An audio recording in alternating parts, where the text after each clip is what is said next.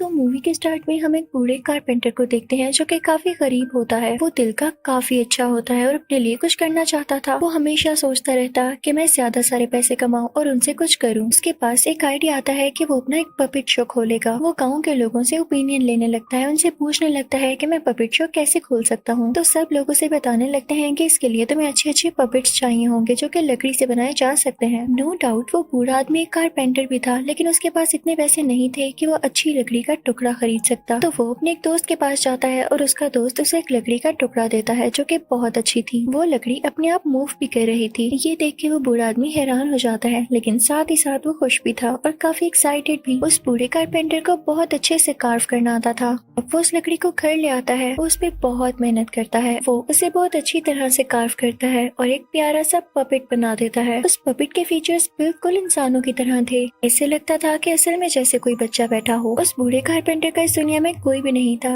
Even उसके बच्चे भी नहीं थे। तो वो इस पपेट से अपने बच्चों की तरह बातें करने लगता है और इसे पिनोकियो का नाम देता है। वो उससे कहता है कि तुम मेरे पपेट नहीं बल्कि मेरे बच्चे हो, तो मुझे डैड कहो। वो तो सिर्फ उससे ऐसे ही बातें कर रहा था, लेकिन पिनोकियो असल में उसे डैड कह देता है। वो कारपेंटर बहुत ज्यादा खुश होता है क्योंकि उसने ये एक्सपेक्ट ही नहीं किया था। अब वो कारपेंटर पिनोकियो को पूरी तरह से तैयार कर लेता है और उसे चलना सिखाता है। वो उसे रेड कलर के कपड़े और कैप पहनाता है, लेकिन पिनोकियो भागते भागते इतना आगे निकल जाता है कि अपने फादर यानी उस कारपेंटर की बात ही नहीं सुनता। अब कुछ देर बाद पिनोकियो घर वापस आ जाता है तो वहाँ पर एक ग्रीन कलर का छोटा सा क्रिएचर होता है। वो पिनोकियो को समझाता है कि ये बहुत गलत बात है कि तुम अपने फादर की बात नहीं मान रहे, उन्होंने तुम्हें कितने प्यार से बनाया है। तो पिनोकियो उससे कहता है कि चुप कर जाओ, मैं थका हूँ, मुझे सोना है। अब सर्दी की वजह से पिनोकियो आग के पास एक कुर्सी रख लेता है और उस पर बैठ जाता है। पिनोकियो की आंख लग जाती है, लेकिन जब वो सोकर उठता है तो देखता है कि उसके लकड़ी के पाँव और टांगे जली हुई हैं। पिनोकियो कारपेंटर के पास जाता है और उससे रिक्वेस्ट करता है कि प्लीज मेरे पाँव वापस लगा दें, मुझे दोबारा से चलना है। तो पिनोकियो के फादर उससे कहते हैं कि एक शर्त पर, अगर तुम मेरी बात मानो और कल से स्कूल जाओ, मैं तुम्हारे लिए बुक्स भी लेकर आऊंगा। तो पिनोकियो उनसे प्रॉमिस कर लेता है। अब वो कारपेंटर पिनोकियो के पाँव दोबारा से ठीक कर देते हैं क्योंकि वो काफी गरीब थे और बुक्स नहीं ले सकते थे। तो वो अपने कपड़े बेच देते हैं और पिनोकियो के लिए बुक्स खरीदते हैं क्योंकि अगले दिन से पिनोकियो को स्कूल तो जाना था, इसीलिए कारपेंटर सारी तैयारियां कर चुके थे। अब अगला दिन आ जाता है और पिनोकियो अपने फादर के साथ स्कूल जाने लगता है, लेकिन रास्ते में उसे एक टेंट दिखाई देता है जिसके अंदर कोई पपेट शो हो रहा था। पिनोकियो का भी बहुत दिल चाहता है कि वो ये पपेट शो देखे, लेकिन कारपेंटर उससे कहते हैं कि देख लेना, लेकिन अभी तुम्हारे स्कूल का टाइम हो रहा है। लेकिन कारपेंटर जैसे उसे स्कूल छोड़कर जाते हैं तो वो वहाँ से बाहर आ जाता है। उसके पास जो अपनी बुक्स होती हैं वो उसे बेचकर पपेट शो का टिकट ले लेता है।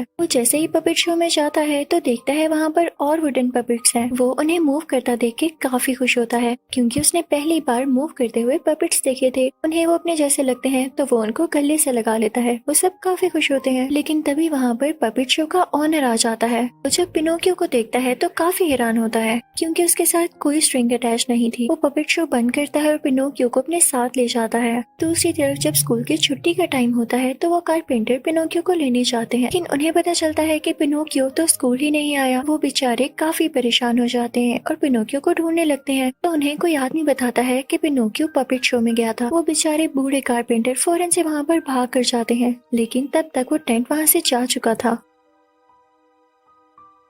अब सीन शिफ्ट होता है उस पपेट शो के ऑनर की तरफ जो कि सब पपेट्स को आग के पास लेकर बैठा हुआ था। वो पिनोकियो को भी आग के पास करता है और उसे जलाने लगता है। तो पिनोकियो उससे रिक्वेस्ट करता है कि मुझे मत जलाएं। तो वो पिनोकियो से कहता है कि ठीक है, मैं तुम्हें नहीं जलाता, लेकिन तुम्हारे एक साथी पपेट को जला दूंगा, जो कि बेसिकली उसी का अपना पपेट था।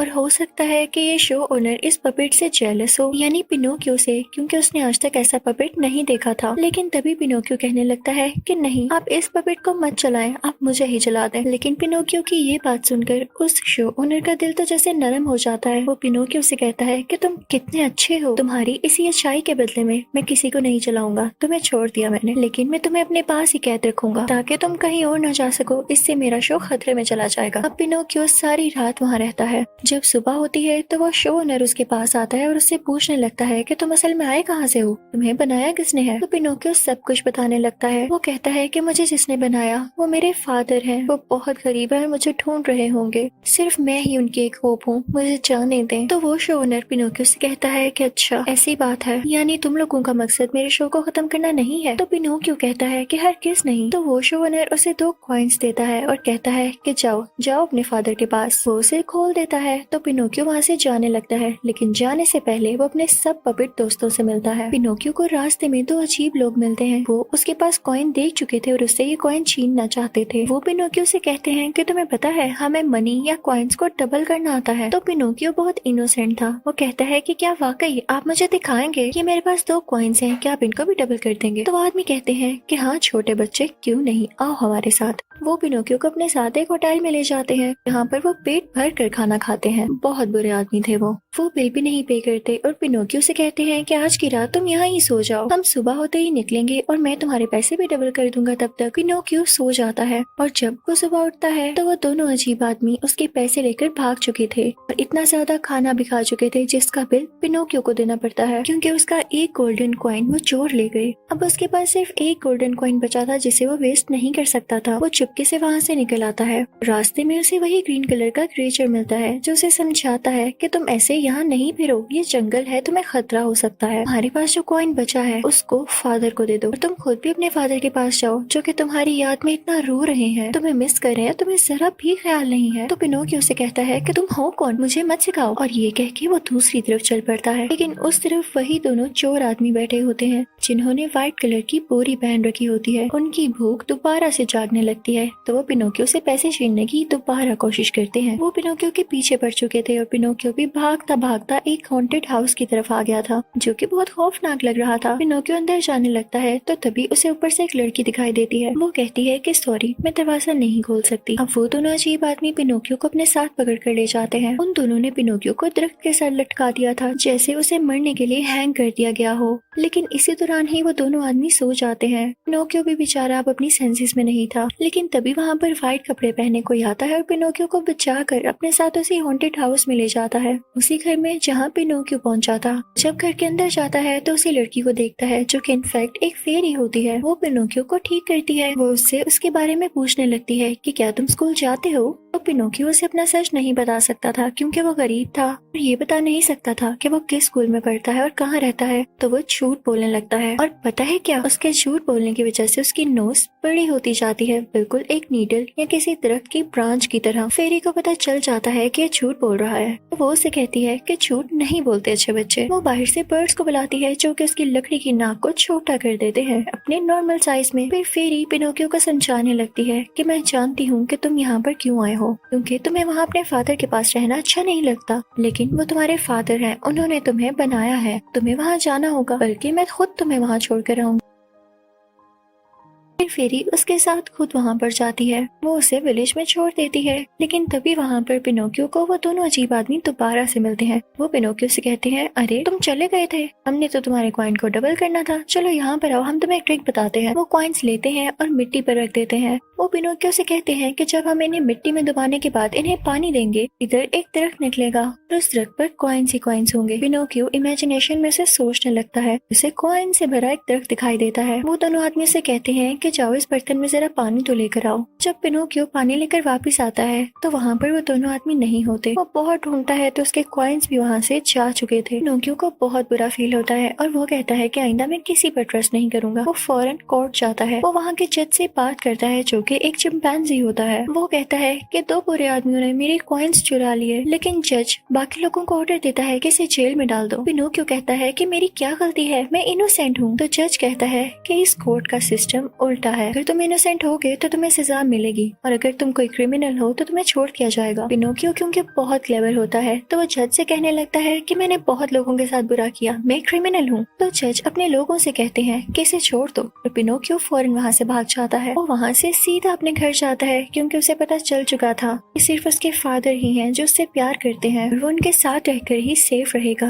लेकिन जब वो अपने घर पहुँचता है तो वहाँ पर उसको अपने फादर नहीं मिलते। वहाँ पर एक आदमी आकर पिनोकियो को बताता है कि तुम्हारे फादर तो कब के यहाँ से जा चुके हैं, वो तुम्हें ढूंढने के लिए पता नहीं कहाँ कहाँ गए, अब वो समंदर के उस पार गए हैं। पिनोकियो भी फौरन से समंदर की तरफ जाता है और उसमें जंप लगा देता है कि शायद वो भी उस तरफ पहुंच जाए, लेकिन उससे स्विम नहीं किया जाता। वो पानी में बहता बहता पानी के दूसरी तरफ आ जाता है, क्योंकि लकड़ी तो पानी में डूबती ही नहीं। लेकिन तभी हम किसी को देखते हैं जो उसको बचा कर लेकर जा रहा होता है। जब पिनोकियो को होश आता है तो उसके सामने वही फेरी होती है जिसने उसे पहले भी बचाया, जो कि हॉन्टेड हाउस में रहती थी। वो फेरी को देख के काफी हैरान हो जाता है, क्योंकि फेरी अब बड़ी हो चुकी थी। वो फेरी से कहता है कि क्या मैं भी बड़ा हो सकता हूँ? तो फेरी उसे बताती है कि नहीं, सिर्फ इंसान बड़े होते हैं, पपेट्स बड़े नहीं होते, बल्कि वो टाइम के साथ साथ डिस्ट्रॉय हो जाते हैं और खराब होने लगते हैं। ये सुन के पिनोकियो काफी उदास हो जाता है। तो फेरी उसे कहती है कि उदास नहीं हो, जिस दिन मैंने ये देख लिया कि तुम अच्छे बन गए हो, तुम स्टडी भी करने लग गए हो, तो मैं तुम्हें इंसान बना दूंगी, एक क्यूट सा बच्चा जो कि बड़ा भी होगा। पिनोकियो ये सुन के काफी एक्साइटेड हो जाता है और फेरी के कहने पर स्कूल जाने लगता है। वहाँ पर उसे काफी अच्छा लग रहा होता है, क्योंकि वो पहली बार स्कूल आया था। वहाँ पर उसका एक दोस्त भी बन जाता है, लेकिन वो लड़का पिनोकियो को शरारतों में लगा देता है।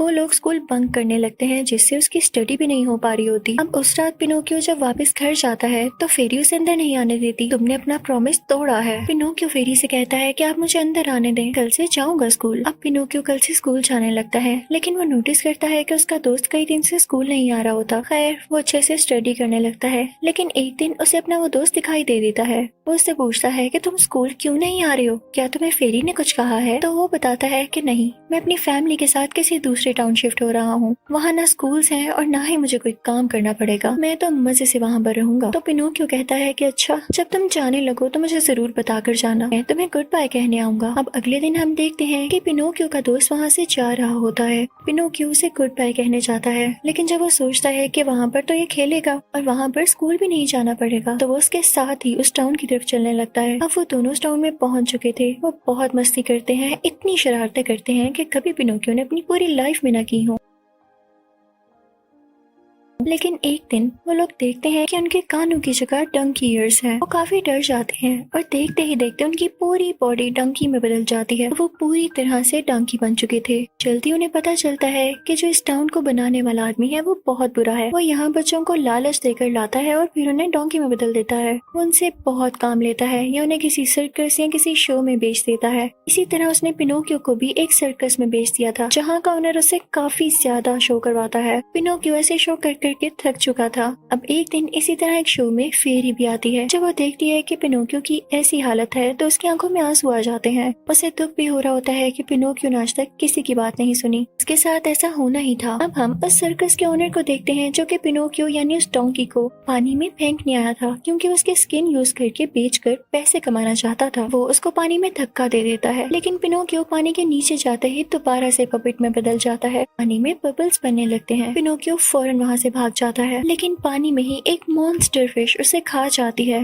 जब उस फिश के पेट के अंदर जाता है तो वहाँ पर उसे एक छोटी फिश भी मिलती है, जो कि उससे कहती है कि ये जगह बहुत खतरनाक है, तुम जैसे भी फिश के पेट से बाहर आओ तो इस जगह से भाग जाना। लेकिन तभी पिनोकियो को वहाँ पर अपने फादर यानी वो कारपेंटर भी मिल जाते हैं। पिनोकियो काफी खुश होता है और उन्हें गले से लगा लेता है। लेकिन अब वो बूढ़े कारपेंटर कहते हैं कि मुझे स्विम करना नहीं आता पिनोकियो, हम यहाँ से कैसे बाहर निकलेंगे? पिनोकियो उनसे कहता है कि आप कारपेंटर हैं और आपको ये तक नहीं पता कि लकड़ी पानी के ऊपर स्विम करती है। आप अपने बेटे पिनोकियो पर ट्रस्ट करें, हम यहाँ से बाहर निकल जाएंगे। और जब रात को वो मॉन्स्टर फिश अपना मुंह खोलकर सो रही होती है तो ये उसके मुंह से बाहर आ जाते हैं और साथ ही वो छोटी फिश भी बाहर आ जाती है, जो कि उन्हें रास्ता दिखाती है और ये लोग पानी के किनारे पहुंच ही जाते हैं। लेकिन उसके फादर की तबीयत बहुत खराब हो रही थी, क्योंकि वो एजेड भी तो थे। पिनोकियो अपने फादर को एक पुरानी सी जगह पर ले आता है, जहाँ पर वो उन्हें रेस्ट करने को कहता है। फिर एक फार्मर से मिलने जाता है, जहाँ पर वो बहुत सारा काम करता है। तो फार्मर उसे कुछ दूध देता है। पिनोकियो वो दूध लाकर अपने फादर को देता है। उसके फादर काफी खुश होते हैं कि मेरे बेटे ने पहली बार मेरे लिए कुछ किया। अब पिनोकियो परमानेंटली उस फार्मर के पास जॉब पर लग गया था, यानी वो रोज वहाँ पर काम किया करता और कुछ न कुछ अपने फादर को दिया करता था। उसके फादर अब उससे काफी खुश थे। एक दिन पिनोकियो कहीं जा रहा होता है तो वही दो चोर और अजीब आदमी उसको मिलते हैं। वो फिर से उसे लूटने की कोशिश करते हैं, लेकिन अब की बार पिनोकियो काफी वाइज और मेच्योर हो चुका था। पिनोकियो कहता है कि अब मुझे लूटने की कोशिश मत करना, वाला, मैं तुम्हारी बातों में नहीं आने वाला। और ये कहकर वो वहाँ से चला जाता है। वो दोनों आदमी पिनोकियो का इतना ज्यादा कॉन्फिडेंस देख के कुछ बोल ही नहीं पाते, उनका मुंह तो खुला रह जाता है।